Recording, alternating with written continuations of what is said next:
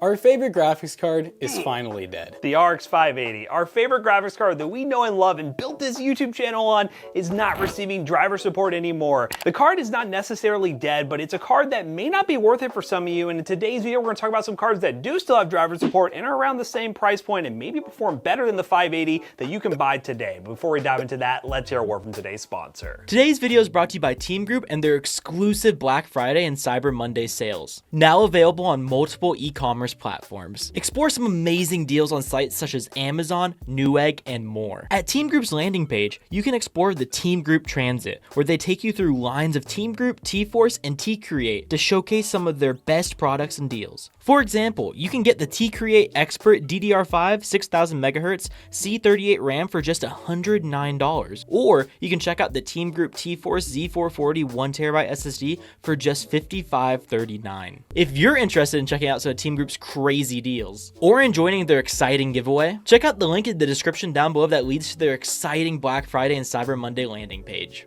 Big thanks again to Team Group for sponsoring today's video. Now, let's get back to it. So many of you may be wondering, what exactly does dead or end of life mean for a graphics card? Well, it's not what you think. A lot of people probably assume that means the graphics card is rendered useless, but that is not the case. It actually is still a usable card for gaming, productivity, and so much more, but they are not releasing new drivers for the card. So all the drivers from now on are going to be called legacy drivers, where they're basically previous drivers that have been rolled out as time has gone on. But that means for games that get newer updates, like let's say the new Call of Duty that just came out, they're not going to be optimizing for the RX 580 anymore. No, they're going to be optimizing for newer, greater, better cards. So your RX 580 will still likely play all the games you want to play, but over time you're going to get less and less FPS typically. And yeah, with this card at like $60, I mean, it was going to happen eventually, and it still might be a good buy for most people. If you're playing Team Fortress 2 still, that card's going to last you forever. It doesn't really matter, but these are going to be some recommendations we're going to give you of graphics cards that are at the similar price point on the used market, because that's where you got the best value of the 580, and we're going to try to keep them as close to the price point of the 580 as possible, because the best value about that card is its price. It was around $60 on the used market and $100 new, so let's dive into some of our recommendations. So to kick this off, one of the best used cases is going to be the RX 5500 XT, which is basically just the next generation after the RX 500 series. So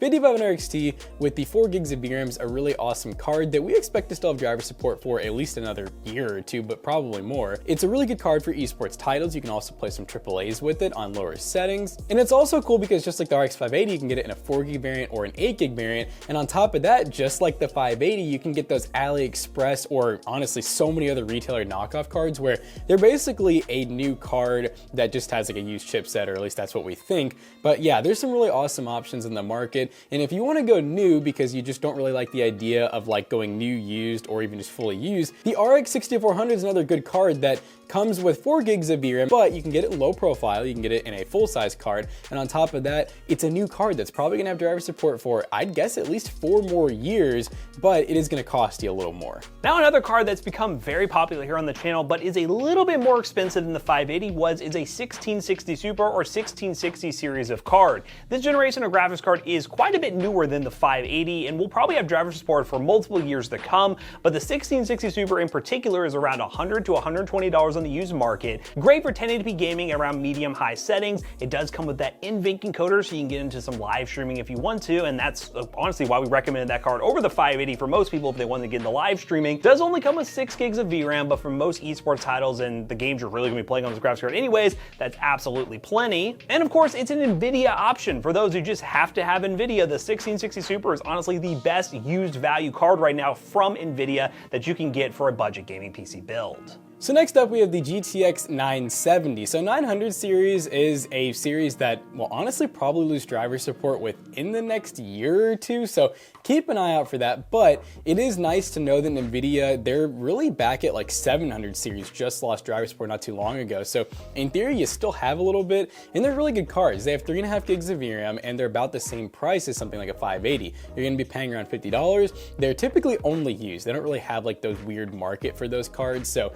you're going to be going on eBay, you're going to be buying them used. You are taking a little bit of risk with it being used, but we have bought so many used cards and we've gotten lucky most of the time with the cards. And of course, you can play 1080p. You're probably going to be looking at lower settings because this card does perform pretty similar to 580. You do get NVENC encoder, although it is older.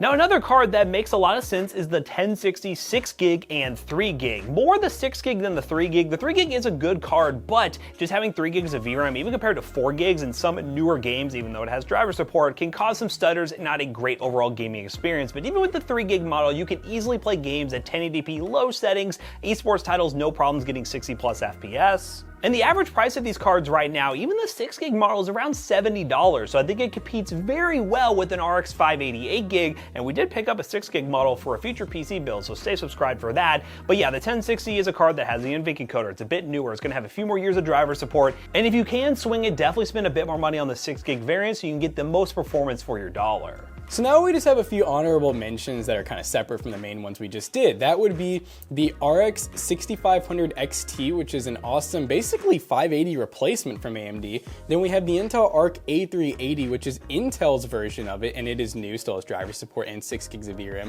And then we have, of course, the GTX 1650 4GB, which honestly is a card that they're gonna have driver support for quite some time, but it is a little bit weird being like $150 new, and they've been selling that card new now for probably longer than any other card.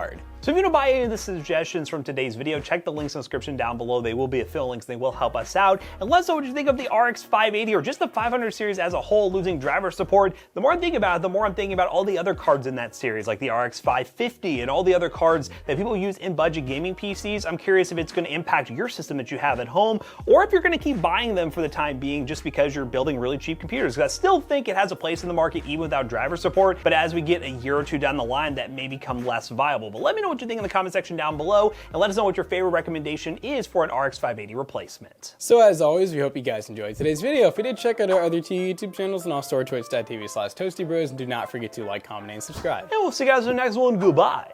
Now at PCBros.tech, you will never lose driver support. Well, you may, but you won't lose our support. PCBros.tech, we have the best support for all our customers, and if you don't buy from us, we'll still support you any way we can. Maybe. We'll think about it. PCBros.tech, use code ToastyBros to check out. Save 2% on your next purchase. See you guys later. Goodbye. Peace out.